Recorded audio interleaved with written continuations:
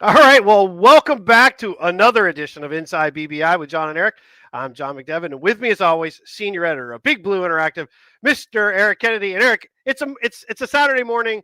I don't think we have beers or anything, so I'm just gonna say I have my Inside BBI frost. Ooh, you got a Bloody Mary? Damn it! I was gonna have my wife make one this. Oh God! I wasn't going to do it, but True Blue Larry Damn it! said, you guys better be drinking Bloody Marys. So I said, honey, I need a Bloody Mary. If it counts, it's sparkling water, but it is a mojito flavored sparkling water. I don't know if that counts, but anyway. Well, I got a problem because she put celery in it, which I love, but I'm not going to be crunching celery in people's ears. Nice. Nice. God, I'm so jealous. All right. So, but again, our frosted Inside BBI mug, you had your glass. Yes, I have my pint Inside BBI, which you can't really see because of the red, but Shameless plug, insidebbi.printify. So printify, IFY.me. You can get our merchandise there. It'll be in the description later on as well. So feel free to take a look. There's a lot of cool things like the sweatshirt that I have on, which is very comfy. But anyway, Eric. Crack cocaine. Yes. And here we are. And you and I were joking about this before we started, so I'll just bring it up real quick. We had a conversation prior to the season starting. In fact, I think it was even in the preview that we did. You were saying, I think you used the words, it would just be nice to be relevant through Halloween.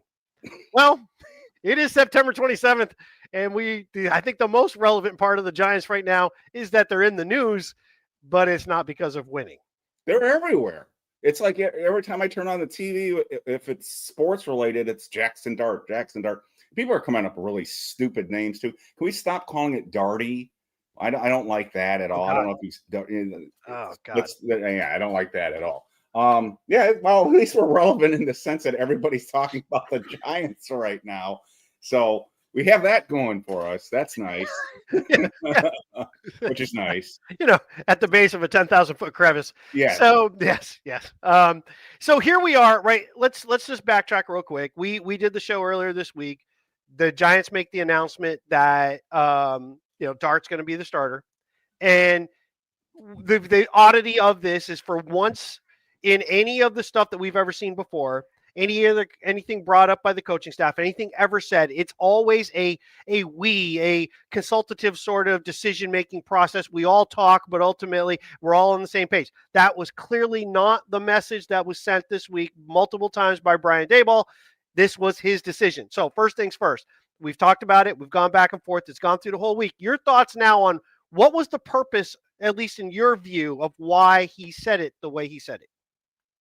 The more time has passed, the more I think it's like a holy crap moment, because everything up to this point with this, well, not even this regime, previous regimes it's a collaborative effort. Right. We came to this together. Everyone's on board over and over again. You always hear the word collaborative. And in this regime in particular, they always say it. But on Wednesday, it was, nope, this is my decision. This is my decision. Didn't Shane and ownership weigh in this? Well, we talked, but this was my decision. He said it. He kept saying it over. They even gave him an out to say, "Don't you mean?" They were kind of saying, "Don't you mean it's collaborative?" And he was sort of saying, "Nope, it's my decision." I think it's kind of a holy crap moment. I don't know any other way to interpret this other than him. I'll ask it to you. What other way can you interpret this other than to say sort of like other people didn't really want to go this route yet, but I'm pulling the plug. And so, by the way, in your intro, I hope you were trying not to say Russell Wilson's going to hell. No, sorry, it went up in flames. under him. But I don't. What other way can you interpret this? Why would he say? He definitely, for whatever reason, wanted to come out and say, and he said it over and over again, "It's my decision." Why would he say that other than to let people know he's the one calling the shots here? Yeah, there's two trains of thought. The first train of thought is he was being pushed by the media earlier, right after the game, to be like, are you thinking about, and he's like, we're going to look at the tape. And then they asked him specifically, do you have to talk to ownership? Do they get to weigh in? And that's one train is like, he's tired of hearing that, and he wants to know he's the coach, Right. and I'm making a decision. The second train of thought is, and this is the one that probably a lot of people lean to, and I kind of feel like maybe more goes in this direction. He wanted Dart to be his guy before. I think he wanted this. Listen, I've joked about it numerous times since he got drafted. You don't tell the guy you just drafted, I love you, unless you are putting everything on that dude. And I think he exceeded all expectations. I think for the rest of the organization, Dart was better than they originally thought. I think for Daboll, he was what he thought he was getting and the guy that he wanted. And the second thing started to go bad, what was the first thing happened in Washington, right? They played poorly, and immediately going into the next week, there was already talk that there were going to be specific plays that Dart was going to be able to have. They were already going to incorporate the game plan. So that started immediately. But then Russell has the big second half, and they puts up a lot of yards, a lot of points. It kind of tampered it slightly, but it still didn't stop Dart from getting in the game again in against Kansas City, but the offense completely bogged down for Wilson the entire time. I think Daboll's been wanting to do this. I think he wanted to do it the second he made him the number 2. You and I talked about this. We have it recorded. I said he's got to be 2, and you're like, well, he doesn't have to be 2. Right. They could still do Winston. And I was like, no, there's no way. And you could see Daboll doesn't want to do that. This was his shot. So his record, though, says, I'm out of here if things don't change. And it wasn't changing with Russell Wilson. I think he's just decided, if I'm going down, and you made this point in the review, BBI, BigBlueInteractive.com, look at the game review that Eric wrote up, that basically this is it. If I'm going down, I'm taking a swing with the guys I want to swing with, and whatever happens, happens. I think so. And it's a little bit reminiscent back in after the horrible 1983 season for Bill Parcells, where he kind of cleaned house on the roster, and he said, if I'm going to go, and he was going to get fired there, yes, George Young was trying to replace him, and Bill probably knew that, and he said, well, if I'm going down, I'm going down my way. And he got rid of half the roster, and there were like 22 first and second year players on that roster that that's what he went with. So it's a little bit reminiscent of, you know what, now it's probably too late for Brian.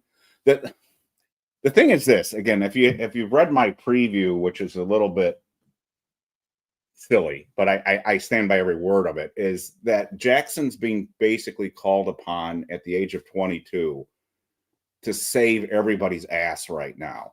And I wrote that yesterday morning, and it's funny, I was flipping through YouTube, and there was a clip of, I think it was an ESPN roundtable with, and they said the same thing. They said that he's kind of, he's being called upon in an indirect way to save Shane, save Daboll, turn the situation around. It's really unfair, but that's the situation they've put themselves in, because everything they've done has backfired on them. So, and it's not out of the realm of possibility. Before everyone says stop being so damn depressing, it's not out of the realm of possibility that he is able to do this. The odds are against him, but if he comes in here and provides a spark, and they kind of upset a team or two, and people get excited about him, he can actually be. But it's sad that the guy that they didn't even know they were going to be able to draft, and that's one thing that I keep seeing from Giants fans, like, why did we sign Wilson if we were going to get Dart? Well, they didn't know they were going to have Dart when they signed Wilson. They didn't even know, even if they wanted him at that point, which we don't know. You don't know if he was going to be there. Pittsburgh could have drafted him. So any other quarterback could have any other team in front of them could have drafted him. They may not even be able to trade up to have gotten him. So there was not a given that Dart was even. The Giants wanted Cam Ward. They tried to draft Cam Ward. They tried to move up and draft him. That didn't work out. They wanted Stafford. That didn't work out. They wanted Aaron Rodgers. That didn't work out. And they tried to trade up for Cam Ward, and that didn't work out. So Dart actually ends up working out for us. It's kind of weird that he's like he was their fourth option in a way. So it won't show the brilliance of this regime. It was just like that they kind of he fell into their lap in a way. I mean, they still did pick him.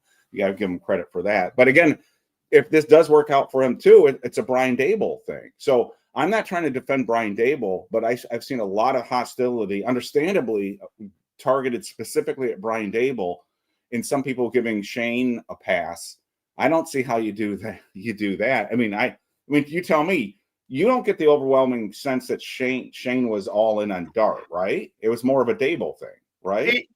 That's the feeling, right? Because the way Shane said it, go back and see that video. And again, videos are videos, and we don't know what's in their head. Yeah. But you have to take. Sometimes when people show you something, you got to believe that's what it is. And when Shane turned to Daboll, and after they took the pick, what did he say? Basically, he was telling Daboll, "We got your guy." He didn't say we got our guy. We were able to pull that off. He got your guy, and I think the Wilson Winston thing. Someone posted. I think I'm not sure who was it. Was it Neil? Posted that getting Winston and Wilson gave Shane cover for whatever they were going to do quarterback wise after 3. Right, 3 seemed like it was going to be Abdul Carter or Travis Hunter. And thank God it was Abdul Carter. I don't want Travis Hunter. Well, remember, there were people that still thinking they could have drafted a quarterback at 3. Thank God they didn't do that. And that's the other part, right? If that was the thing that you did to make sure you weren't that wasn't going to be the case, because maybe Daboll's pounding the table.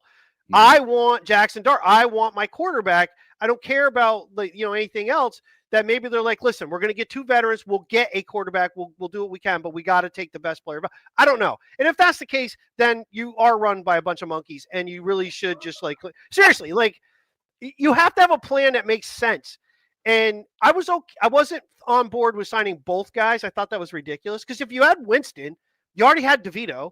So technically there's 2 quarterbacks. Now you draft the guy, and that's 3. If you're not counting on Wilson and or Winston to be the guy beyond really a year, and that's really kind of Winston's the 2-year deal, but that's really, you think, is backup for year 2. He wasn't brought on to be a starter for 2 full years. So if that's the case, then you really didn't need to have both guys who could be the number 1. You get a 1, you get a possible 2 in DeVito, and you draft the guy who could jump DeVito and possibly jump the 1, but Then you worry about that way. But they went and got 2 big-time veteran names, not necessarily, ability still to this day, but names. Right. And then you drafted a guy.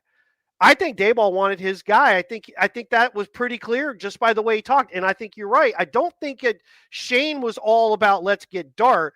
It was, now we can get Dart for you, and it's at a cost that we're willing to live with. Here you go. Here you go, buddy. Here's your guy. And I suspect that maybe the Wilson part, maybe Daboll wasn't on board. If that's the case, now you got to do revisionist history back to the 23 offseason. And now we're back to, did Daboll really want Jones? Who the hell knows? But it's starting to seem like maybe he's been doing things because that's just the way it is, not because of the way he wanted it. Aren't you starting to? Yeah. I wrote about that in the preview. I'm starting to think, again, a lot of this is just bunk. It could be garbage, but I'm starting to think now, based on Brian Daboll's body language and demeanor since the last couple of years, and what things he said in press conferences in the both before Daniel Jones was released and after Daniel Jones was benched, and the comments they've made since he was released, that Daboll may not have been even fully on board on bringing him back when they re-signed him. And if that's the case, then a lot of what Brian Daboll's been doing and saying now makes more sense in terms of screw this. They're going to scapegoat me. Now, again, Brian Daboll's got his own issues too. Everyone's talked about the offense not being creative and predictable and blah, blah, blah. I'm not giving him a free pass. I'm just saying, if his hands have been tied. The other comment this week was, and I'm sorry, I'm not the only one who caught this. It was Connor Hughes and Dan Duggan, and I think another reporter were basically taken aback by his comments on Thursday. It was Thursday that when they went to practice outside and it was raining, which the Giants normally don't do, Brian Daboll used air quotes when talking about the medical people. Now, he tried to walk that back yesterday. He was basically trying to say, what I was trying to say is it wasn't just the medical people, it was the ground crew and all this other stuff. But maybe that's what he meant. But it came across to Connor and Dan and me that, holy crap, he's kind of throwing the medical group under the bus about, and I've always kind of wondered this about, the multiple head coaches have said medical decisions are basically left to the medical and training staff, Right. which in a way makes sense. But do the coaches get the feeling that their hands are sometimes tied, or they're tying the hands of the players by saying no, like they're being overly cautious, or does he think that they're not making the right decision? And like in this case, he was basically saying, they don't think we should practice in the ring. That came across to me as another whoa moment. Like maybe the coach and previous coaches' hands have been tied more by the institution, as BW and DC would call it, Gents Central. Yeah. Well, have they, which is supposed to be pronounced the Giants, yes. But I always say Gents. I don't know. It's been a weird week. It almost feels like Brian Daboll is kind of like said, blanket. Yeah. I'm going to do it my way. I don't know. Well, here's the thing, right? It's conjecture on our part to try to say what we think he was meaning or doing. But if history is an example or a predicator of future results or future whatever you want to call it, future play, future things that are going to happen, what has historically happened with Daboll talks? He doesn't say much of anything. It's always extremely measured. He controls everything that he's doing. He never has a slip up. He never answers questions they're asked. Right. So when you go and do something like this, you did that intentionally. You know exactly what you're saying. You Correct. Didn't get caught off guard. You didn't say medical people and go, "Oh, I also meant the lawn guys." No, you didn't mean. I don't confuse my doctor. I mean, that's what he said on Friday. Right? It was like basically I'm just talking about the grounds crew. Yeah, I don't confuse the guy cutting the hedge, with the guy who's going to do the MRI for me. I tend to have a separator there. So he knows what he's doing. I suspect. Now, here's the other part. Let's take John Mara out of the equation right at the moment, because I think John Mara gets way too much credit and blame for all the stuff that goes on. Because I kind of think sometimes I think he's more. He kind of reminds me of Mr. Magoo more than anything else. I'm like, I think shit he just waddles into crap. But I think the bigger problem is that he leaves the door open for it. And I think it started at the end of last year. You and I talked about how we were really surprised that it came out that Shane was already told he was coming back before they met with Daboll. We thought they were a package deal. Clearly that became not the case. So Daboll had to get his job secured through the guy that he came in with and the owner. That dude already got his place taken care of. So now you come to this offseason, and I'm beginning to think Shane and Daboll are not on the same page together at all. It seems to be like this. Like, I think maybe if I'm the coach, I get the feeling my GM keeps getting credit. He seems like he's got a free pass to come back, and everything's now falling on me. Right. And you can see the division there now. And notice that Shane didn't come out and have any big comments to say about anything. Why wouldn't you step up to the plate and say, listen, I'm not going to let Brian take all the blame here or anything else. We're all on board. Nobody did that. They left him out on his island. And I think that's more indicative of really what's going on here. I don't think Shane and Daboll are together at all. It seems to be trending in that. And again, you and I may be seeing things that aren't there, but it just feels that way. And before everyone goes, holy crap, this got disaster written all over it too. It's got disaster written all over it because the win-loss record keeps going in the wrong direction. But George Young and Bill Parcells didn't get along either. And by the time they eventually split, I mean, I still think one of the reasons Bill Parcells got out of there is he just he didn't like the way the Giants operated. Right. Right. So you can have a quote unquote successful tenure even if your GM and head coach aren't completely together.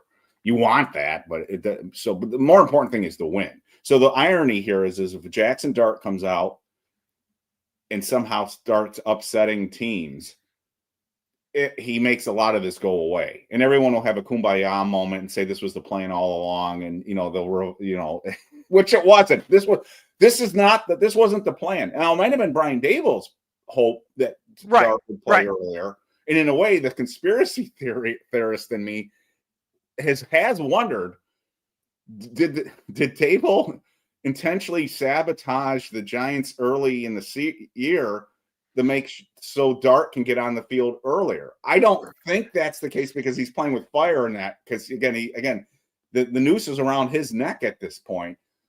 But if he wanted to get Dart in the game early and was trying to force the issue, one of the ways to do that was to make sure that Russell Wilson doesn't look so hot in the red zone. I don't think that's what happened, but part of me says this worked out the way Brian Daboll would want if he wanted Dart to get on the field. I do think, and you and I talked about this before the season started, that there's a big part of me that wonders, did Brian Daboll really want to start the season with Dart as his number one? And I will give you credit, or you early on what did say Dart has a real shot to be the number 2 quarterback and Winston the number 3 emergency quarterback. And I thought, well, I'm not so sure they'll go that route because they signed Winston, and will Dart really be ready? But they did that, which meant, like you and I talked about, which meant that if Russell Wilson got hurt, they were going to be comfortable. Daboll was comfortable with Dart coming in and playing because he wasn't the emergency quarterback. He was the number 2 quarterback. So if Wilson got, sprained an ankle, Dart would have been the starting quarterback in week 1, come in as the starter in week 1 or week 2. So I think you're right. I think Dart, we've seen it. He loves Dart, for better or worse, and he wanted this. So now we're here, and can he save the day? Can he save Daboll? One of the things I'm a little bit disturbed by is I was not really thrilled with the reaction from the players on the team on Wednesday when they were asked about this. They seemed to sort of be, oh, well, they didn't diss Dart, but they weren't like, hooray, this is exciting. And I can understand part of that is they don't want to throw Russell Wilson under the bus, but there didn't seem to be a whole heck of a lot of enthusiasm there. So you're a big movie fan. One of my favorite movies is Cool Hand Luke. I don't know if I've seen it. Yeah. All right. Do you remember the fight scene between him and George Kennedy? Okay. All right. So Cool Hand Luke, when he gets to the prison, isn't a well-liked person. And he has this prison yard fight with George Kennedy on the weekend, where George Kennedy back in the day used to be a very big and strong man when he was a very young guy. And he beats the crap out of Paul Newman's character. And they don't like Luke, George Kennedy keeps knocking him on his ass, and he's getting the crap beat out of him. But he keeps getting up, and he keeps getting up, and he keeps getting up, and he keeps taking punishment. Finally, all the other prisoners start respecting and start kind of supporting Luke. So right. I get the sense, in a way, this is a long, wild way saying maybe Jaxson Dart's got to sort of pull the rest of the team around him and convince him he's the guy. So I'm a little bit disappointed that Dart's got to fight against a lot of headwinds here. He's got to fight against the team. His team may not be fully on board or believing that he's ready yet. He's got to fight. An organization doesn't seem to be fully on board that he's starting. He's got to fight the fact that he's 0-3. He's got a terrible, terrible defense behind him right now. And he's got an offensive that's sputtering right now. So it's almost like Dart's got to pull everybody and change all these headwinds in the opposite direction. And that's why I'm like, he's got to be Superman. He's got to not only sort of reverse this, but he's got to almost yank everyone to come along with him and say, we can do this, guys. Believe in me. And I can fix this. And that's kind of a stunning situation that we find ourselves in right now. He's 22 years old. Yeah, there's a couple things. And this is good. I know in chat, there's enough people in chat that you're not going to like what I'm going to say. I've had enough of Dexter Lawrence. I've had enough of Dexter Lawrence for a couple of years now. It's not that he's a bad player. He's a good player. He's a very good player. He has not meant a lot to the winning. And it's some of the things he said lately, I don't see him as a leader. I see him as a guy. He's a fun guy. He's a good, jolly guy, whatever. a leader steps up at that moment. You don't bitch about that you heard it elsewhere. You go, listen, my job's to play defense. We're gonna start playing better on defense. That's what you say if you're a real leader. Yes. You've been on a team that's lost year after year after year. I don't like it.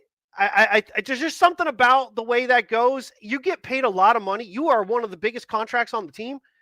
And at that moment, you had a chance to be the leader. Malik Neighbors, I don't expect a whole lot from to step up and be a leader, but he was very kind of blah, and that's where you were talking about. He wasn't really one way or the other, and he did say, just find a way to get the number one. Well, you're going to have to work a little harder in your pass patterns, by the way, than you did against the Chiefs, because you kind of let two guys take you out, and that was kind of the end of it. We didn't throw you the ball. I get it, but his response was one thing. Dexter Lawrence is a leader that's been there for a while, and that's true. Paul, if that's true, if he wants out, I oblige him. If the Giants lose a couple more, I trade him. Get rid of that contract, move on. You're rebuilding anyway. I know a lot of people are not going to agree with me, and I get it. I like Dexter. I don't want to start trying to, if you're going to blow this up, right? If that's what's going to happen, and it's possible, I don't want it to. I want Jaxson Dart to be the guy. But if things blow up, if Daboll goes, Shane goes, I want clean the decks. I don't want a guy who's been on a losing team 6 out of 7 years. They've been a losing team. They barely won 9 games in the 1 year that they were a winning team. I don't want that. I don't want that anymore. Like, fine, go somewhere else. Let's start over. Let's really clean house and build. But that can change. Can we keep them out of the NFC East if we go? Well, that would be a good call. Things can change, right? Things can change. So I'm not like, I don't hate Dexter Lawrence. I actually like Dexter Lawrence. I just don't like what he's brought lately. And there's something weird going on with him, whether it's, you said, if he didn't train enough during the summer and he's kind of still getting his wind, or if he's legitimately injured. And there is some conversation that he was getting his elbow kind of looked at multiple times during the Chiefs game. That's the same elbow he hurt the year before. Well, he had a brace back on in practice this week on his elbow too. So that, and when you're 340, let's understand, injuries start to pile up on guys that are bigger like that. Now, usually it's lower body stuff, so I get that. But joints are joints. And when you're carrying a shit ton of weight, things start to go bad. I don't want a guy that's going to be an albatross contract-wise if we continue to lose. Yeah. Again, I'm not piling on Dexter here, Sean, but the run defense right now is 31st in the NFL. And actually, the run defense got better last year after Dexter left. I don't think that's due to Dexter leaving, but again, I'm not. Look, a part of me has reached the stage of cope with this team. Again, the Giants are 1-14 in the last 15 games. We won 1 game. ESPN tweeted that out. I said that can't possibly be correct, but that's how used to we've gotten losing that we don't even notice. I don't think any Giants fans notice that we're 1-14 in our last 15 games.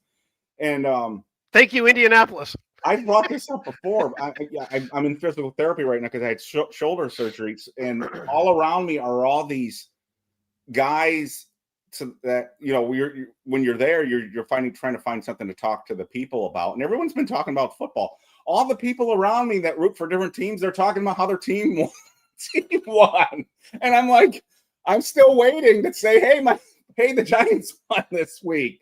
Or I get this, how did the Giants do? I didn't see the game. And I'm like, oh, gee, they lost. Who do they play this week? The Chargers. Oh, it's always like, oh, man. They always say, who do they play? Who do they play after that? And you have to explain this. They play the Chiefs or whatever. And they're like, oh, man. But that's where – so my cope level right now is Jaxson, save us, Superman. Because, look, and maybe this is just me. Again, this is the cope factor. When I hear Jaxson speak at the podium, he's a very impressive guy. He seems, this doesn't seem too big for him. He seems way mature, way above his years. And I'm hoping he just comes in here and he makes a throw or two, and the team and the fans start to maybe believe that maybe he's part of the solution, that maybe he can grab them by the scruff of the neck and pull them along and say, look, you assholes, we can do this, but you got to be on board with me. So Dexter, like you said, the smart thing Dexter should have said was like, look, we've got our own problems on defense. I'm focused on fixing those problems. Something like that. We need to play better to help out the offense. So right now my focus is on the defense, and which is what you were just saying. Yeah. That's what his answer should have been, but he dropped the ball on that. And it's just maybe I'm reading too much into this stuff, but I didn't like the tone of all the players that were asked this on Wednesday, because they need, if these players are already starting to check out because they think the coach is checked out, then nothing Dart can fix this, because you're going to get people not running the right routes or going full out effort. You're going to get a defense that's not holding a lead or getting the ball back. Again, we're right now, we still have 1 turnover in 3 games. As I said, stick that pirate chest up your ass, Shane Bowen. Where the hell are the turnovers, you assholes? Get the ball back for the offense. But anyways, so Dart is going to do, I think Dart is going to do his job. Will the other people on the team help him out? And hence that's my sort of my tortured cool hand Luke thing, that maybe he's got to get the crap beat up out of him and keep picking himself off the ground and just continue to go back at it. And the other guys will say, all right, you know what? This guy's a tough kid. I'm going to fight for him. That's what I'm hoping they'll do. Now, there were 2 conflicting messages that came out this week. Mike Garafolo was on Good Morning Football, and he told the panel that he was on that the locker room was really, really fired up about the switch to Dart. I didn't see that in the interviews that I saw, and I questioned if Mike Garafolo was even in the locker room this week to even pick up on that vibe. But he said that the locker room is really excited about this. However, Dan Duggan came out yesterday and tweeted out that the opposite, that he didn't get the sense that the locker room was too excited, that they seem kind of blasé about this. I don't remember the exact wording he said, but it was like, I don't get a big sense that they're all, excited about this. So we'll see what happens. I also think, don't you think, get the sense that Mike Garafolo talks to Shane? That's a good question. I don't know. We've talked to Mike years ago when he was covering the Giants, and so he obviously was in the locker room and stuff like that. He now does more of a national look now. So I don't know where that's coming from. Now, the one thing I was going to say to you though is you might want to be careful about reading too much into what Duggan wrote, because is the question really, are the players excited about Dart, or they're just not excited about a change, thinking the problem is the coach and the GM, not which quarterback we throw out there? Those could be 2 completely different mindsets. You could talk to individual players. Hey, we're psyched for Dart. We like him. We think he's going to be a good player. The general sense of the locker room is, I don't believe a whole lot in our coach and our coaching staff, and I don't, and that might be a whole different thing. But I think his tweet was specifically in reference to the quarterback change, I think. Hopefully that he's actually talked to people, and I don't really care if they're excited or not excited in some ways, in terms of like what they say. You'll know it on the field, right? If they seem to be trying a little bit harder, then they're excited about what's going on. And for the guy, and like you said, sometimes they just got to see the guy. If he takes a shot, like he gets hit in the middle of a throw and he completes a 3rd down for a first, you're going to see the sideline start to turn pretty quickly. If he goes out and we go 3 and out, like no different than Russell Wilson, or we get in the red zone and we bog down and end up losing yards and kick a field goal, not a whole lot's changed. Yeah, but what if it's a 3 and out with 2 drops? I don't know that it'll matter mentally. You know what I mean? I know, but that's what my concern is I hope he's going to get help, or if it's a sack where he didn't have a chance. So we'll see. Again, I don't want to make this too negative, because Giants fans are very, I'm excited to see him. Are excited to see him. So, and I am too. I just hope they don't wreck him. I hope they don't. So let's turn the conversation for a second. Let's look at this from a different perspective. Take out the record, all the other shit, but just focus on the team as it is right now in terms of what's happening. A changing of the guard has happened by injury and by choice. Thank you, SPP. The dude's awesome. I know he's making me feel guilty now. Put that up on the screen. You've got a rookie quarterback that the coach wanted. You've got a rookie, energetic, fire-starting running back in Cam Skattebo starting. Yes. That's two rookies. Yes. Two rookies. We have a second-year number 1 wide receiver in Malik Neighbors. Those are pieces that now, assuming that we've already seen Skattebo as Thomas is back. Thomas is back. The offensive line's a little different only because I'm thinking the bigger picture, like not just now, but long term. And some of the offensive linemen we're going to shift out of here probably in the next year or so. You could JMS is probably going to go. Runyon won't stay too long, I don't think. I think they'll eventually try to replace him and not spend a ton of money. Now, both our tackles look good. So we got that. We've got with our tackles. We've got Bo, who we already know can play some, regardless of the pressures. That was a lot to ask for him to play left tackle against the Chiefs, and he gives up some pressures, and I get that. But he can play. We've already seen it. So we've got some nice talent now to see them develop. It's a change in the guard, and if some things pay off, if they win a game here and win a game there and make some of the games later in the season relevant, and I don't mean for the playoffs, people, don't jump on me for that. I mean, make them relevant so that games that you could win that really are trying to establish, momentum for the next year. We've got some players to build around. So there are some things to be excited about, and I like the Dart Skattebo combo. Yeah. Well, again, Skattebo brings energy. So that was actually your excellent point that you brought. It's not just Dart, Skattebo's there. So maybe the rookies pull us out of this. Who knows? Jarius Alexander showed some life last game. And that's just not me talking. Cy brought that up, and Andre Patterson talked about it yesterday. And Andre said that he wasn't just playing because Nunez Roches was out, but it's time for him to start playing more. So as I try to tell people weeks ago, rookies take time. I don't start me on that, but Darius Alexander will be better next year than he is this year, and he'll be better every game he plays because he's learning now. So there'll be growing pains, and that's just how it works. But anyways, maybe the rookies can sort of save the Giants here. Hopefully Malik Neighbors is not going to pout, and he's going to buy into this because they need him. They need Darius Slayton and Wan'Dale Robinson and Theo Johnson to help out. They need everybody to sort of lift this ship up. So they need the defense to start playing better. And it was just posted here by Andrew, and I've talked about this in the game. But we know what the Chargers are going to do. There was one game earlier this year where the Chargers really surprised me, and they came out and they passed. I forget who they were playing, but they were playing a good team, and they completely flummoxed the other team because the other team was expecting them to run, and they came out and threw the ball. And I think they're like second or third in the NFL right now in passing yards. So we still have to worry about. We know what Harbaugh likes to do. He likes to run the ball, and the Giants can't stop the run. So we got to stop the run.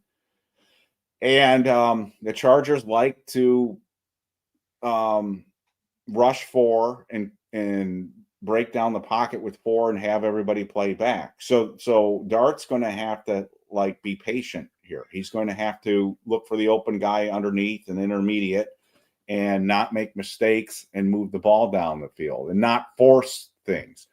Russell Wilson forced things against the Chiefs. He threw stupid passes in the triple coverage sometimes, but to guys that weren't open. Dart can't do that, or this game will get out of hand. So hopefully Dart comes out and he takes what the defense gives them and moves the ball down the field, dink, dunk, that kind of thing. Take some intermediate shots. And if somebody does get open deep, like a Slayton or Neighbors, then take your shot. But that's what they're going to have to do. The Chargers are giving up less than 17 points a game. This in a way, this is a bad opponent to start with, but as many people have said, there really aren't any great places to start Dart on the schedule. You could argue maybe New Orleans, but the longer they waited on this, they were just wasting time. So hopefully Dart comes out, and even if they lose this game, he looks promising. He looks like, there's a throw here, a throw there. You're like, ugh, or he got confused. But overall, it's like you can see the talent. That's what I'm hoping for. And if they pulls off the upset, we're all going to be going nuts on Monday and Tuesday. So, I mean, not counting on it, but maybe like the Chargers, like you said, they come in from the West Coast. There's a time difference. Maybe they say, we're playing a rookie quarterback in his first start. We don't have to take this game as seriously as we normally do. Maybe they come in, but I'm not counting on it. But maybe, just maybe, they pull off or keep this game close or pull off an upset here. Well, sticking with that last piece, then I want to go back to something else. The Chargers coming off 3 straight division games. Mm-hmm. They're a West Coast team coming to the East Coast, playing a 1:00 game. Those, even covering the spread, and I know you don't like gambling, even covering the spread, when that happens, teams from the West Coast, they when they are favored covering the spread wise or stay within the spread, they're at less than 49% of the time that happens. Look at you with the stats. They struggle with that. They also have Washington the following week. So again, mindset wise, its nature would say, okay, maybe this isn't as big of a game. We're going to deal. It's kind of we'll go through it. Then we got Washington back at home the following week. All right. Okay, let's take that out. Let's go back to the Andrew's point a minute ago. I don't think it's going to be as simplistic as that sounds. The Chargers can't just come in going, we're just going to come right up the middle. The Giants right now, the one good thing about what you just did is you've changed everything about how defenses can kind of game plan the Giants. They now have the RPO pieces back in play. That is fully back in play. Read option too, yeah. You've got Skattebo, who's a guy who is definitely far more suited to doing those kind of things with Dart than a Tracy was with Wilson, especially between the tackles. When you want to give it to Skattebo, he's going to blast it in between the tackles if that's where you're telling him it's got to go. Tracy sometimes picks the holes a little bit. He's also a lot easier to bring down from the shoulders. If they grab him, he gets pulled down very easy. Skattebo is going to take shots. He'll take some big ones, but he's going to blast you right back. But what if he doesn't get the ball? Daboll can open the playbook back to 22. He can literally do what he did with Daniel Jones and Saquon Barkley and use it with Dart and Skattebo, because Dart can run. Dart can scramble. Dart can move around. He's going to be a far quicker, but he's also a guy who keeps his eyes down the field. We saw that multiple times in the preseason. He looks to throw. He doesn't look to always run. He sometimes runs forward, still thinking to throw. Go back and look at the pass. I believe it was against New England in the preseason game when Gunner is crossing the field as Dart is scrambling forward, and Dart just kind of throws at a weird angle. That was a great play. That was awesome. That was awesome. Again, that's my favorite play from the preseason, actually. Weird angle throws. He changes his arm angles. Russell Wilson isn't doing any of that. Russell has to go over the top because he's so short. A lot of his over the top stuff, he can't change his arm angles. Dart gives you other stuff. The Chargers have to at least be aware of that. They're coming into this going, we don't have any game film on this guy other than the preseason. So as much as defenses are vanilla in the preseason, and they are, the Giants offense was vanilla in the preseason as well. They weren't running anything that they normally want to run. They're not setting things up against your defense. Right. They will be able to now with Dart, and these are different plays than they've run the first 3 weeks with Russell Wilson. But, and again, you and I see slightly different on this, and the Giants coaches this week, including Daboll, but also the position coaches and offensive coordinator talked about this. Dart is going to have rookie issues.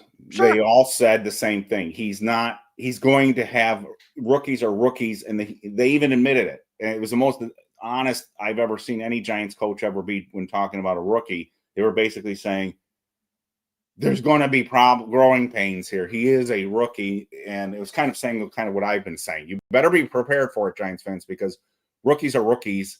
And they haven't seen the things that they're. So it's almost like, again, try to picture yourself when you first started a job or you first went to college or something.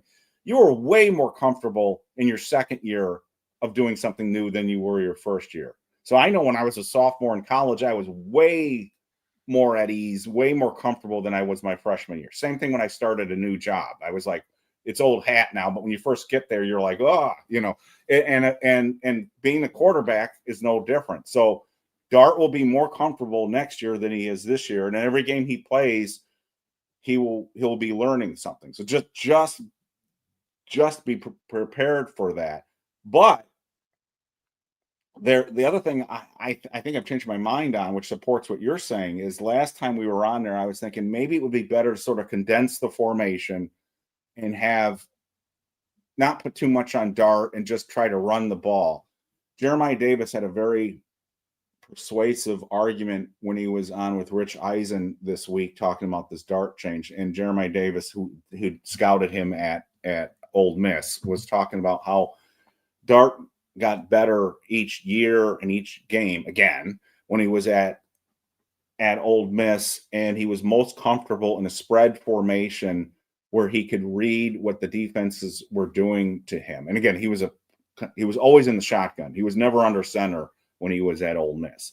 So he was basically saying, if you want to make Dart comfortable on Sunday, the thing might not be to play 12 personnel, 2 tight ends, and bring everybody in and try to pound the ball and all that. But maybe the thing is to spread everybody out and let Dart go back to his roots and attack that way. So, and he thought Daboll would do that too, that Daboll would want to do. That's the kind of game Daboll wants to play. So what's going to be interesting to me on Sunday is, do they come out and spread things out, Dart and shotgun, and don't worry about, well, he's a rookie, and do they do what you were just saying and saying, let's attack. Let's not play afraid, in other words. And I think the other thing that they have not done is they need to play up tempo. Yes. You need to don't keep, if you put a package again, and this is the problem I've had with Daboll's offense. Daboll tends to be very down and distance, positional group specific. So if it's like 2nd and 8, all of a sudden we bring certain guys in. If it's 2nd and 6, we bring certain guys in. And so your playbook becomes very condensed to, these guys are on the field and we're going to run these 3 or 4 plays. But you've told the other team that's exactly what you're doing when you always bring in those groups for that. I don't give a shit about that. Keep a standard group out there. Get a play, keep going. Don't get in a huddle. Let them call it at the line. Get up there. And by the way, it's not call it at the line like it used to be. The quarterback looks over at the sidelines. They're telling him what to do. They're calling it at the line of scrimmage. He's not calling his own plays. They're still telling him what to do. They get up there. But you keep the defense from substituting out. You stop tipping your hand on what you're doing. The Giants are very obvious. They're easy to defend. I've said this more than once. I mean, if I can do it, they can certainly do it. When you put certain guys on the field, I know exactly what you're going to do. You can tell what you're doing just by that. And we don't change it up. Get rid of that shit. Get some standard stuff. If you want to go 3 wide, or if one of the wides is another tight end, that's fine. We've got receiving tight ends. They can move around. The league is built that way. But you got to keep it and keep the defense, on the field. Don't let them substitute out either. If you change, you can't go up to the line because here comes the official. And we give an extra 20 seconds for everybody to come on the field, which, by the way, there's got to be a rule about that when all of a sudden they take forever getting on the field and there's like 3 seconds left on a play clock. I mean, come on. That's bullshit. But anyway, a whole different thing. So the Giants need to go up tempo. One thing, up tempo. And the other thing is, I do think you need to spread it out a little bit. Don't go big, because the Giants are not designed to be big. Yeah. You actually invite the biggest weaknesses of your offensive line when you do that. Putting more guys on there doesn't solve the problem that some of them are not very good. Right. And so I've changed my mind on this. So last week I was saying, or earlier this week I was saying, go big. I think it's better to spread it out and sink or swim with what he has been good at. So we'll see. I think it's going to be very interesting to see early on what they do formation wise and what they do in terms of creativity. Is it the same old predictable stuff like you've been harping about, or does the offense look like, we'll be going, where the hell has this been? So that's what's going to be interesting to me. The bad sign will be is, and I'm not predicting this, but the bad sign will be like if nothing has changed in terms of the play design, play calling. If it's the same stuff, then Daboll's toast, no matter what. If it's all of a sudden it's like, where the hell has this been? Why, wow, this is cool. Then maybe he can save his job and save the situation. So we're going to know pretty early on because I talked about this. I've talked about this. I think you've talked about this. Well, I know you've talked about with the red zone, but two big issues have been third down conversions and red zone issues. So we'll know pretty early with the third down stuff. Do they go 3 out or do they keep drives going? And I do think that the Chargers are going to say, we're not letting Malik Neighbors get by us deep. So Dart, if you're going to beat us, you're going to have to keep, you're going to have to complete that 3rd and 6th pass for 8 yards or 15 yards to keep the drive. And if you can do that, our hats are off to you. But we're going to dare you to beat us that way. Down the field, 8-9 play drive where we don't think you can do it. Prove us wrong. I think that's what they're going to do. What they don't want to do is a 60-yard touchdown pass to Malik Neighbors on a 4-play drive. And I think you'll see. I hope you'll see an incorporation of something we saw often in the summer, which is the screens or swing passes to the backs coming out of the backfield. Dart did those exceptionally well in the preseason, which makes me wonder. The Giants, with their roster the way that it is right at the moment, with injuries at different positions, make this still questionable. But do you think Turbo Miller gets called up because we're basically playing right now with 2 running backs? So do we bring Miller up? I think there's going to be a ton of roster moves today. I think we should all pay attention to around 2, 3, 4, 5 o'clock. I think there's going to be people put on IR, people being brought up from the practice squad.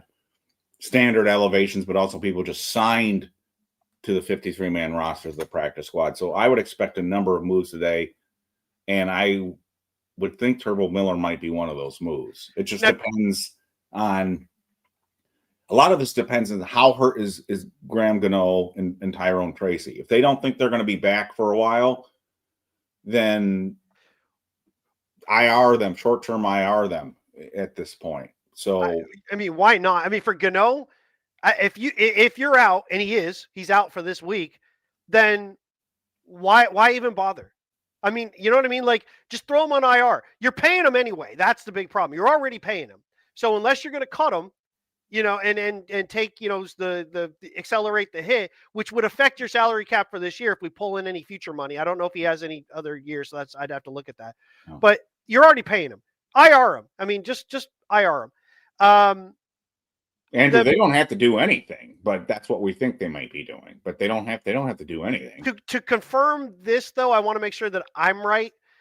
The short-term IR, you're out for the first 4 weeks, right? It's not week 4. Yes. Okay, so Josh Azudu wouldn't be eligible to come off till next week. It'll be interesting when he's healthy to come off. What happens to Evan Neal? Do they bring him off? I mean, because Evan Neal's not dressing. So that gets back to the other thing, and I've alluded to this in my game preview. Is Evan Neal and Jalen Hyatt on this roster because of Shane? You got to wonder. They don't play. And remember, there was a report. I don't remember who made it, but there was a report back in training camp, or the preseason, I should say, that teams were inquiring about both those 2 players. And now it looks stupid. I don't care if it was a 6th-round draft pick. Yeah, conditional. Take it. I mean, what? They're not even playing. If it was a trade, I believe the other team acquires some of the salary for this year, especially before the season started. The other team would have taken that salary on if they would have traded for him. Either way, for Neal, the guy made the team, I think, basically because Josh Azudu was hurt. Wow. Shane didn't want to give up, unless Shane didn't want to let him go. There is that, but I mean, it would have been, it cleared any possible argument because you go, Azudu's hurt. We don't have a guy who can play guard and tackle, so we'll keep Neal. That would have made the argument more. But I do think there's a bit of Shane covering for some. who's worse at their job right at the moment is hard to say. I used to lean more towards Shane was better of the two. His drafts weren't that bad. They were getting better. We really nailed some of the traits in the draft. Now I don't think so. Now I don't think that at all, because you're not. Here's the thing. I wanted to ask you this, and then I want to switch to the defense. But real quick, the disconnect in thinking, right? This is where I started to think about it as you were talking a little while ago. Giants tried to get Matthew Stafford. Giants tried to get Aaron Rodgers, right? That's not in question. We know that they were trying to do that. And the national pundits have said the same thing this week. So we're not saying anything outrageous. They then sign Winston, Wilson in that order. Of those 4 guys, none of them are what you would call mobile quarterbacks the way that Daboll seems to prefer in his offense, right? None of them. Why do you continue to go get players that don't necessarily fit what it is you're trying to do? You then draft a guy who is physically right, and the way he plays is the epitome of what Daboll wants to do at quarterback. He wants him to be mobile. He wants him to have a good arm. He wants to be able to play that way. And instead, all the guys you signed are the opposite of that. What do you think is going to happen when the offense, when it has all these plays designed for this, and you give it that, and you go, okay, now we're going to get rid of a bunch of these plays, and we're going to do this? It seems to me there's such a disconnect in how they put stuff together, and nothing speaks more to that than the special teams part with kicker over the last couple of years. The way that they've done that on a losing team, overpaying for a veteran kicker who then is injured, who left you high and dry going into a game, and you rolled the dice another year to do the same goddamn thing with him being a year older, and it caught you again. And I know that bothers you a lot, but what bothers me more is this hope and prayer that Evan Neal can be a competitive component to the offensive line. So look, we're at the stage where the starter against is Greg Van Roten at right guard. What is he, 35? I think he's 30. 35 years old. Yep, I believe so. And he was kind of not the strong point of the line when the line was all together in the first 6 weeks last year. But their only solution to insurance policy seems to have been, well, maybe Evan Neal can now work out at guard, and we're going to try to play him, practice him at right guard in camp and in the preseason, and he's our fallback option. And now he seems to be completely off the radar. So my point here is they've dropped the ball on the offensive line again in a way, because they didn't really have serious competition at guard for Van Roten, and some people would argue John Runyon as well too. But John Runyon, they've got money invested in. I understand in terms of they made that bed, now they got to sleep in it. But the Van Roten thing's more disturbing to me. And what other people have argued is serious competition for John Michael Schmitz. Right. So I still come back to the offensive line in terms of, if you're going to criticize Shane, it's like, what are you doing on the offensive line to just in case? And again, their big insurance policy for Andrew Thomas was a guy who's already benched, basically. Benched. Yeah, we'll see him again, and they gave him $12 million. So I've tried to defend Shane, but again, Shane keeps whiffing here. So I mean, people can point to draft picks, but some of the draft picks now don't look as good as they did at one point. I should know this, and I think I do, but I want you to confirm for me. Who's the vice president of player personnel, which means they look at players across the league, not draft players. They look at let me pull it up while you're talking. Wait a minute. Isn't it one of the Mara family members who handles... Yeah. I don't know if he's the one who actually does it, though, but yeah, he's got the title. Let me bring this up. Wait a minute. But he's the guy who goes, these are the guys across the league, and it really has input. So real quick, though, you're talking about pro personnel. You're talking about pro personnel. Right, yeah. So it's the director of player personnel is Tim McDonald, who's relative family. Director of pro scouting is Chris Rossetti, who they talk about a lot. I think Chris Rossetti really runs it. But again, you've got, in terms of the hierarchy, you still got Tim McDonald's way up there. And obviously, people have talked before. What's his face? The other Mara. I can't think of him. Chris Mara. Chris Mara is still the senior player personnel executive on the team. So, and we saw in Hard Knocks, he's very much in those meetings. He's very much. Yeah, we did see that. The offensive line, real quick, what you said about John Runyon, that's true. But the other thing that plays into when people were saying about Runyon is also true is he was injured. Yeah, he was injured a bulk of the offseason. Shoulder injury. So yeah. So you mean this year or last year? I'm talking about this year. He was injured. He was hurt last year. Now he's hurt now again. So, but he was injured before camp. So my point is, when you are just counting on an Evan Neal to be the guy over here at right guard in case Van Roten isn't the guy, you are also counting on the fact that a guy who's injured at left guard is going to be fine. So you really left yourself thin across the board. Guys were playing all over. It's the worst part about free agency in the NFL is the way the Giants do it. Generally, free agency is designed to either fill one big hole, like one hole, or you're getting guys that put you over the top. The Giants keep having to go and get them to fill multiple holes. Look at the Giants offensive line. Yeah. Andrew Thomas, draft choice. John Rudden, free agent.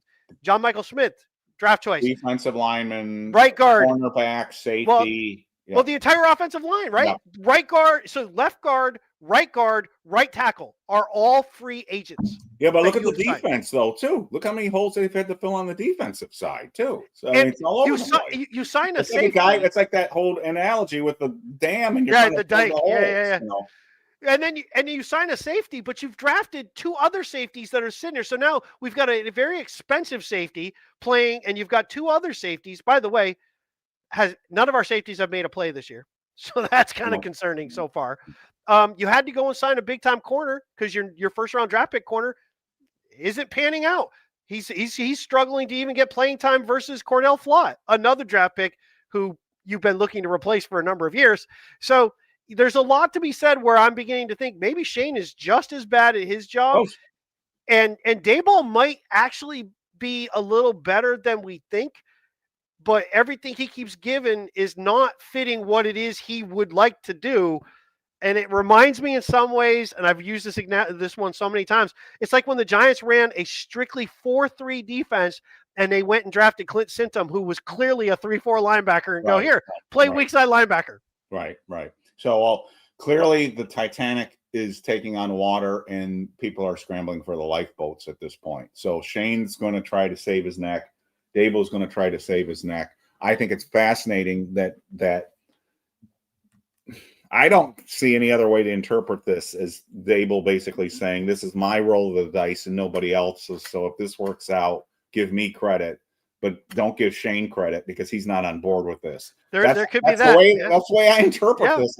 I don't know any other way to interpret this. And I find that fascinating. So, and I am not rooting or rooting against either one of these guys, but the Giants are 1-14 in their last 15 games. We have gone through some horrible, horrible periods in this franchise's history in the bulk of the 60s, all of the 70s, in the last 14 years. And we've gone through some horrific coaches, but right now this regime has topped them all in fertility in terms of winning games right now. Which is saying something. I mean, It is when you find new lows. They're worse than Joe Judge. They're worse than Ray Hanley. They're worse than go back to Allie Sherman. I mean, they're worse than Ray Hanley would be looked at as an absolute success. Yes, compared to where we are now. We'd have Giants fans going right now because I've seen it with other players and coaches. Why did we get rid of Ray Hanley? If Ray Hanley had happened 10 years ago, we'd have people on BBI saying it was a mistake to get rid of Ray Hanley right now. They would. Oh, absolutely. 8-8. He was 8-8. Why did we get rid of Ray Hanley? So can we just debunk one little thing? And you even included it in your write-up. Can we please stop with the Daniel Jones bullshit? First off, national media, F you. Every single one of you guys ripped the Giants apart for putting Daniel Jones on the field over and over again. You made fun of it when they signed him. You made fun of it when they played him. You did all this. Now all of a sudden, oh, look how good he is now that he left the Giants. Bullshit. They were hated worse. him. They were worse about Daniel Jones than most Giants fans were until the last couple of years. Oh my God. The national media used to relentlessly attack Daniel Jones, even in 2022. So fuck you.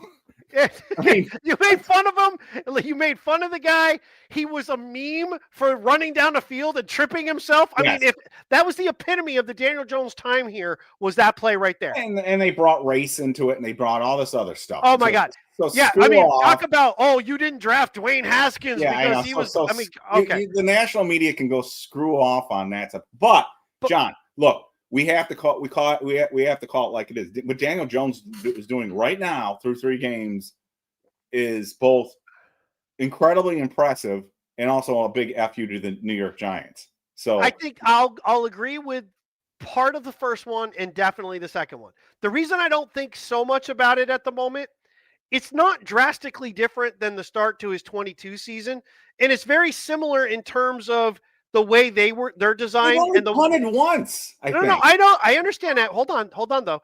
The reason I say that is the combo that they're doing right now is so much like the way Daboll did it with Jones and Barkley.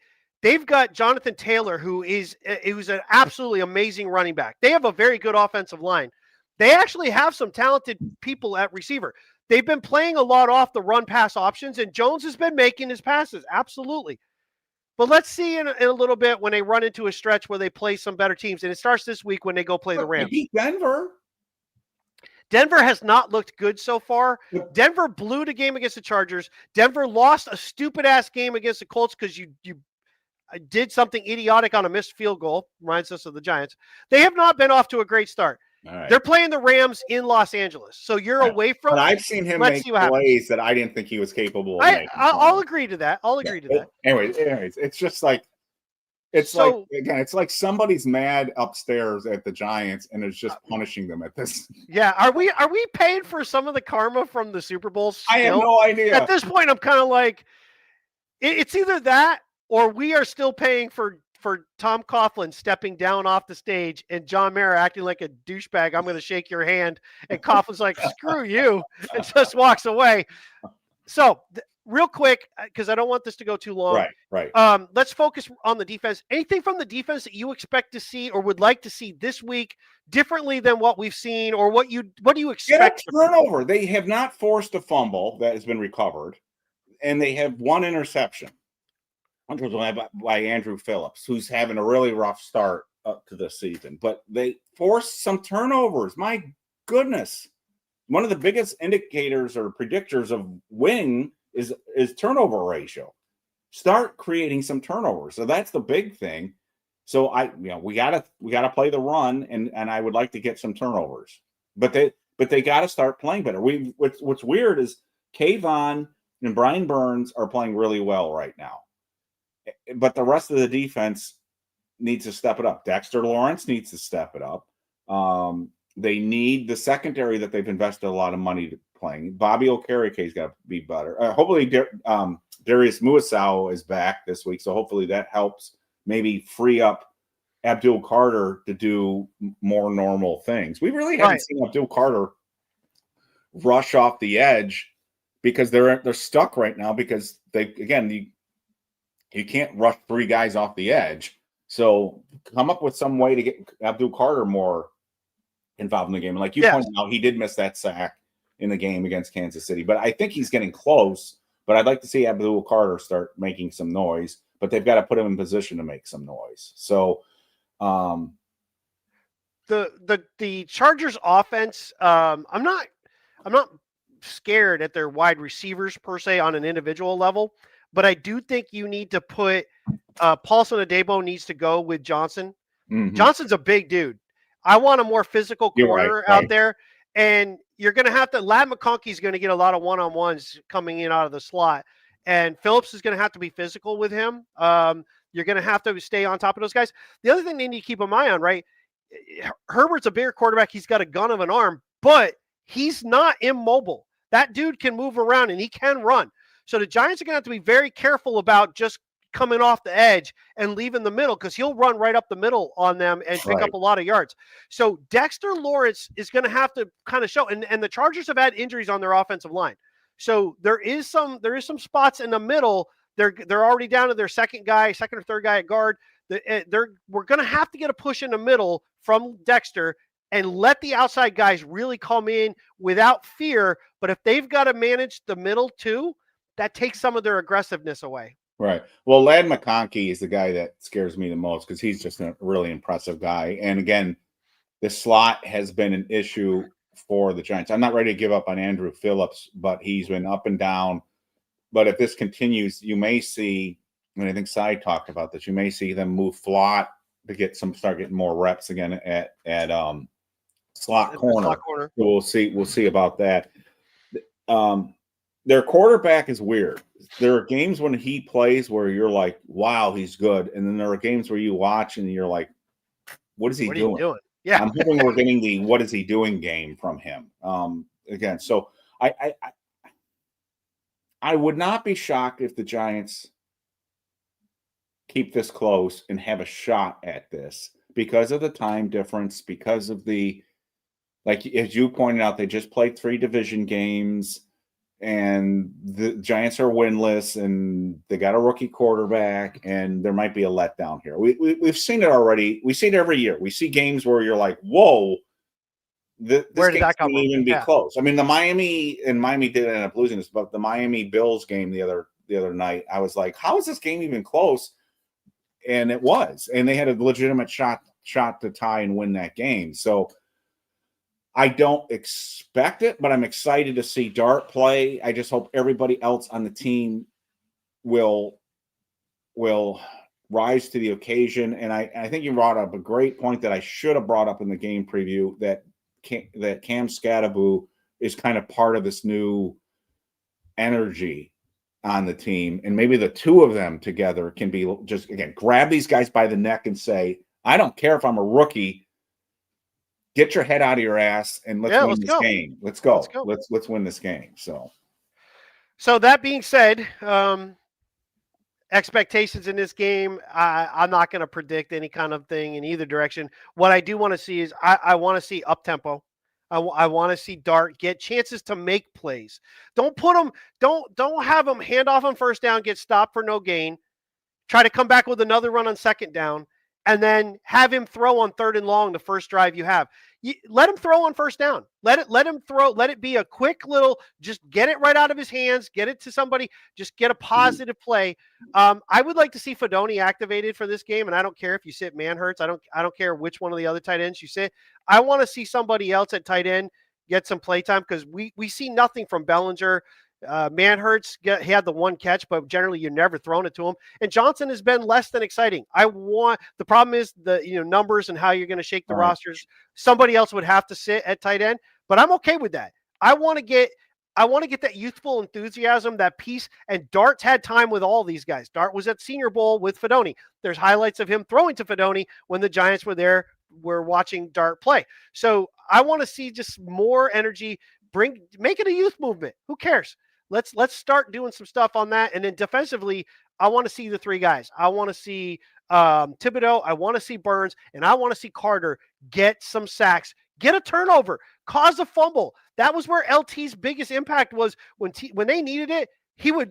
A sack fumble would happen.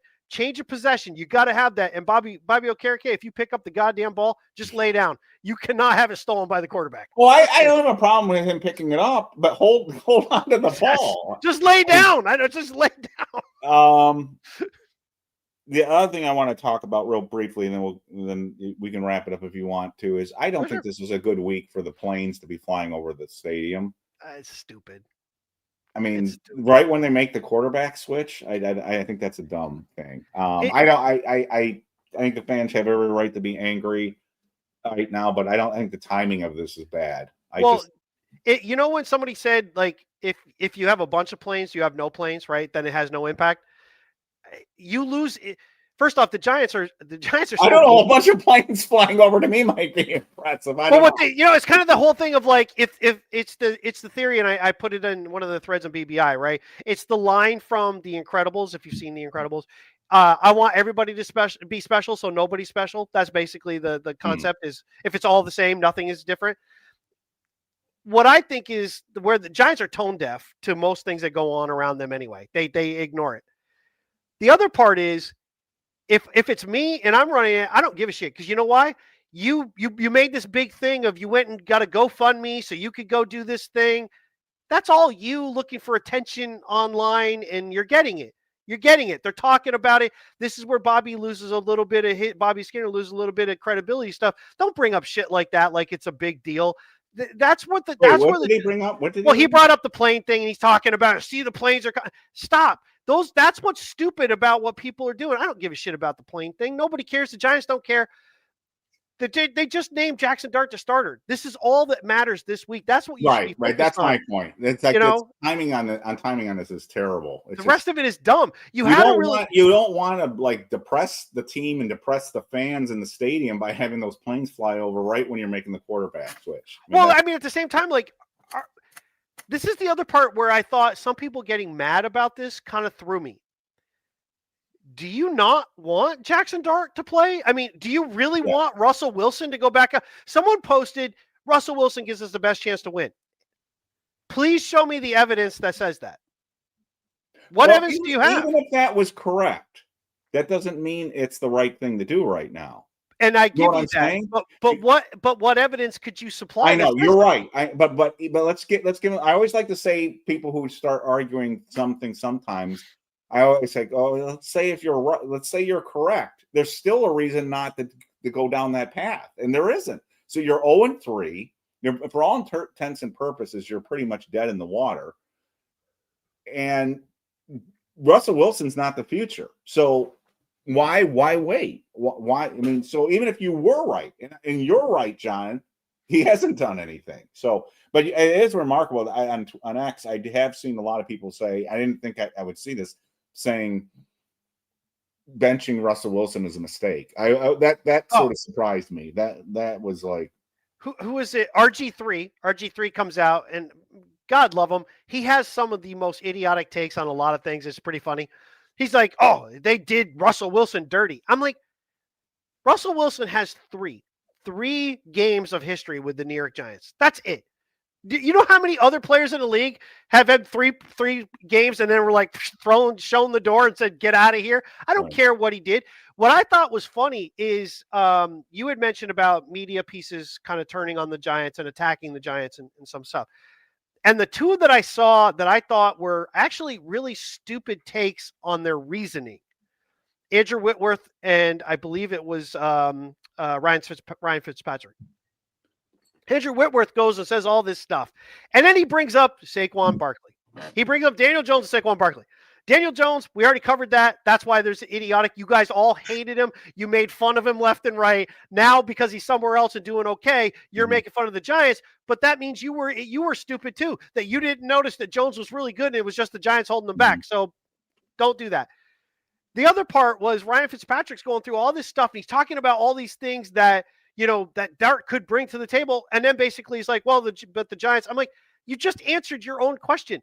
What does Dart bring to the table? Enthusiasm, what they saw, the fact that he's Daboll's guy, the fact that Russell Wilson's career trajectory has been going downhill ever since his last 2 years in Seattle.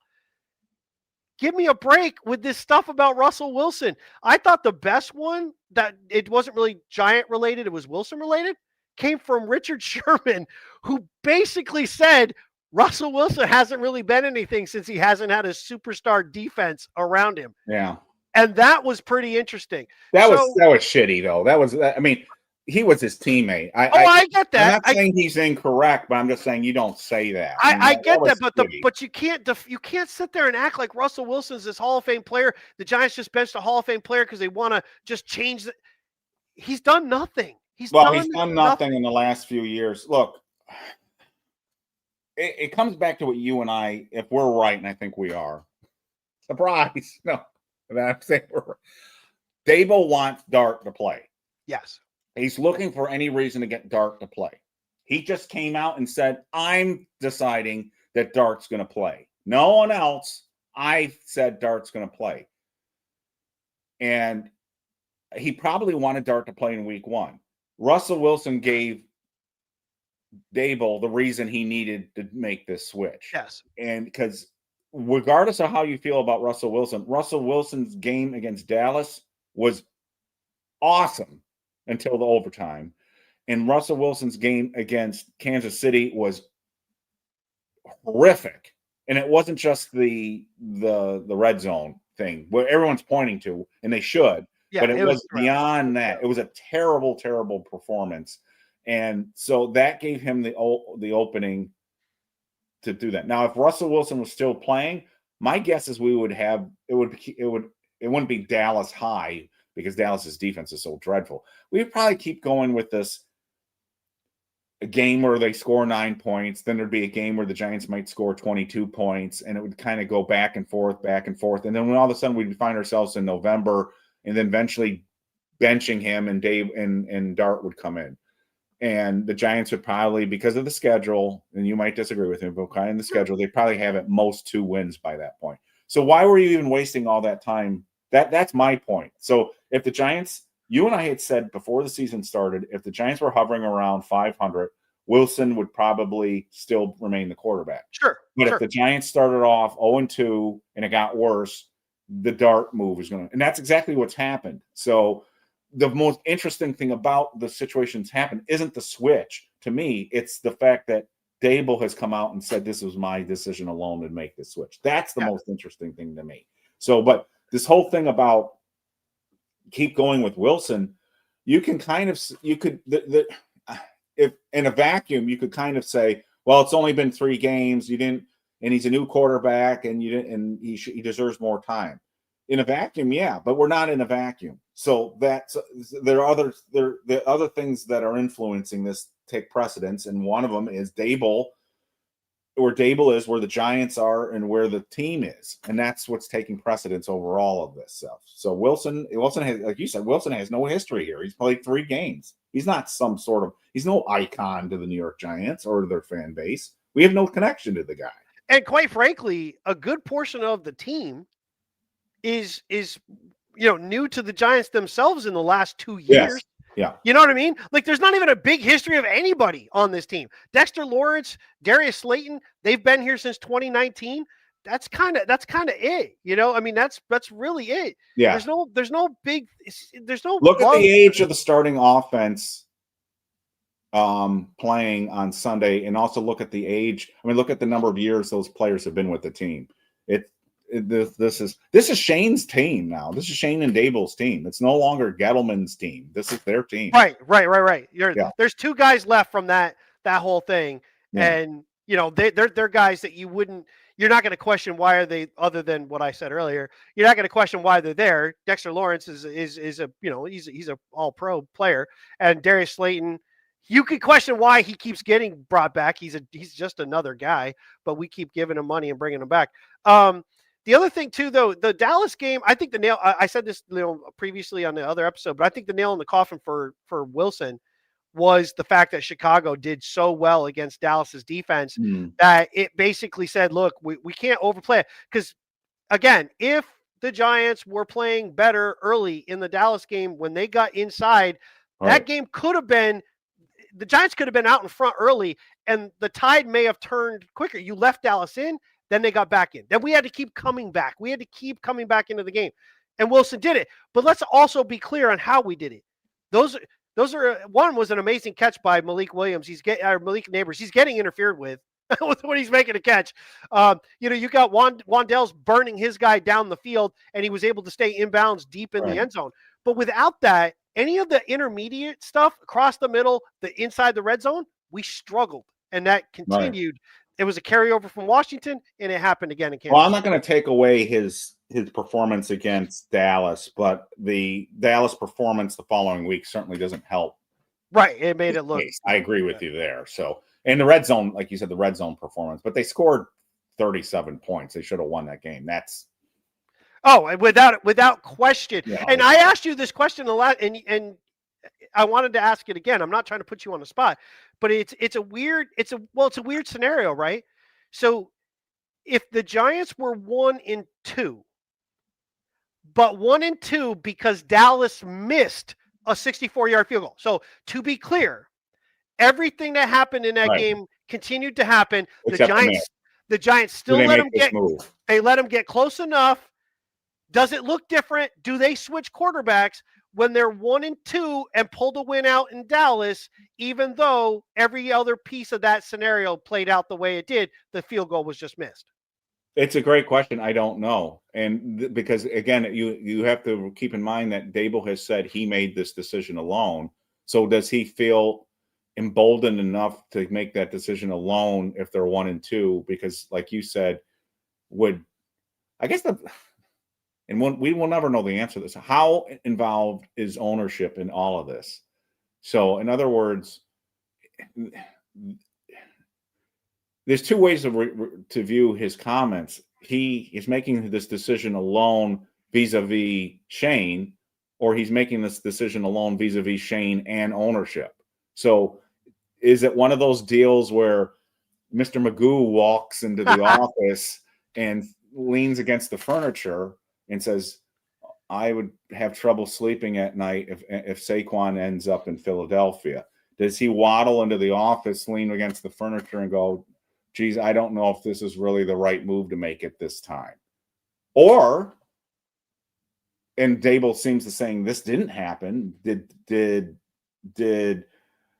Now BW and DC made this point, but this seems to be contrary to what Brian Daboll has said. BW suggested maybe Mara is looking around and saying Daniel Jones doing so well, and people are talking about planes, and nobody showed up for the Chiefs game except Chiefs fans and Giants fans who were leaving early, and said, you know what, we got to make a quarterback change because we got to change the narrative here and get the fans.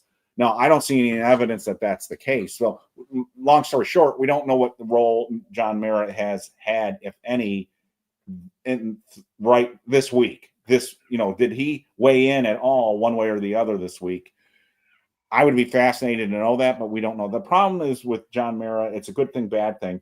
He's not very brave in talking to the press. So he only has a press conference at the end of the year. And then when he does talk to the press, other than that, it's usually while he's walking into an owner's meeting some point. And usually he'll say something that is kind of cringy, that you're like, well, why are you weighing in on the quarterback situation on an owner's meeting in March or October or whatever? I think there's one like in October and one in March. Correct. But he doesn't sit down there. Tell me if I'm wrong. There's not a lot of sit-down interviews where he does one-on-one interviews with people. And some people will say that's a good thing. They don't want the owner to talk to and weigh in on things. And some people will say that's a good thing with Mara, because when Mara does open his mouth, it's not good. But we don't really have a fairly good understanding of what he's all about, the role of his family. When he is asked about his family, he gets super defensive, whether you agree with that or not. It's super defensive. So, but one of the downsides for him not interacting with the press is he leaves, and you've made arguments in this way before too, is he leaves the door open to speculation and conspiracy theory and all this other stuff, because he won't address this. He won't address this stuff. And, that doesn't mean we should trust him, even if he says one thing or the other too. People lie, politicians lie, owners lie, people lie, for all kinds of things. Brian Daboll and Joe Shane lied when they said Kadarius Toney is going to remain with the New York Giants. People lie all the time. But he's left the door open because he doesn't sit down. He doesn't have a one-on-one softball interview with somebody just to sort of explain things. And that's why you've said, hey, John, come on. Yeah, I would love to. It'll never happen. It'll never happen. Not even just with us, but I don't think it'd happen with anybody that they don't control the narrative. Well, that's what I mean. So he's kind of a coward's too strong a word, but he's not a courageous guy. Let's put it that way. So all the bad things that get said about him in terms of his potential involvement, he invites it by never even addressing it. Period. He invites it. Yes. Now you can say, but he might say something that sends it even worse in the other direction. And that is true. That is possible. But you actually create a lot more when you say weird, random things. End of the season last year, what'd he say? They talked. He let it out of the bag that they had already talked. He met with Joe Shane already, and then they met with Daboll before the last game of the season. So Shane's meeting had already happened. Well, why would you tell everybody that? Why wouldn't you just keep that under wraps that you met with both of them and just leave it at that? You didn't need to kind of let it leak out that you kind of got one taken care of and then you went to the other. Well, worse. Oh, I'm sorry, I interrupted. No, that's fine. That creates division. Then afterwards, you're immediately talking about how we have to fix the defense, and you bring back the goddamn defensive coordinator. Yeah. Hey, well, it's worse than that because I know we're going real off the rails. If you guys want to come out, John and I are. That's fine. We're good. Poetic here. It's worse because and the media said the same thing. The whole vibe was Daboll was done before the Colts game. Yes. And then after the Colts game, all the reporters were like, we're getting a completely different vibe now. So whether it's right or wrong, the belief is, and by many, is the Colts game saved Daboll last year. So yes. And that's when they had the meetings, started having the meetings. And you and I at the time talked about, as you just said, what would happen if they'd missed the 64-yard field goal? What would have happened had they gotten blown out or lost the Colts game? Right. So we don't, but there's a belief that this might have been blown up by anyway. So, well, there's another piece to that narrative that I think ties now to right where we are. It is right after that game. What did Brian Daboll say right after the game? That's what you get when you get competent, not good, competent quarterback play. I.e., I have not had a quarterback that I've wanted that sounded like he was separating himself a little bit, like I've been playing with a hand that I've been dealt with. And if that's true, that makes way more sense now that why he comes out and says, this is my call. This and that is my gets back to the point we said at the very top of the thing, that he may not have been on board with bringing Daniel Jones back in 2023, that was forced on him and he wasn't on board with that. And if that happened, this in a lot of ways looks a lot worse.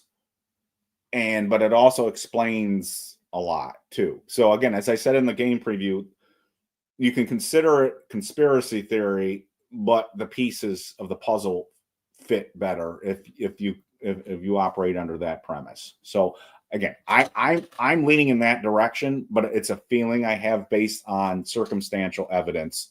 There's no smoking gun here. It just feels that way. It feels like when I look at his body language, his excitement level, the way he did not talk about Daniel Jones ever the way he talked about Jaxson Dart in just a few months. He's never talked about that. That never happened. Not even in 2022. And remember, they didn't extend Daniel Jones's option at that point. So this is a whole other subject, but we've talked about it endlessly. Why would they thought a quarterback who they had to dumb down the offense for should come back to a $160 million deal, to me is beyond description. And I know there are lots of people, Gary's been on here, talked about this, other people, and I don't dismiss them, but like the argument was, well, they couldn't have let him go after that playoff run. Yes, you can.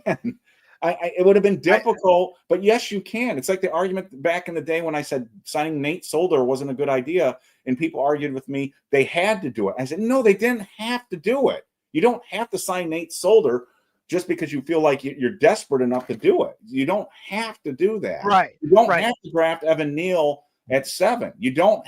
At 7. I made that argument too. You don't. And history for me still says that some of that was about getting Barkley, back on board, and that was the only way to do it.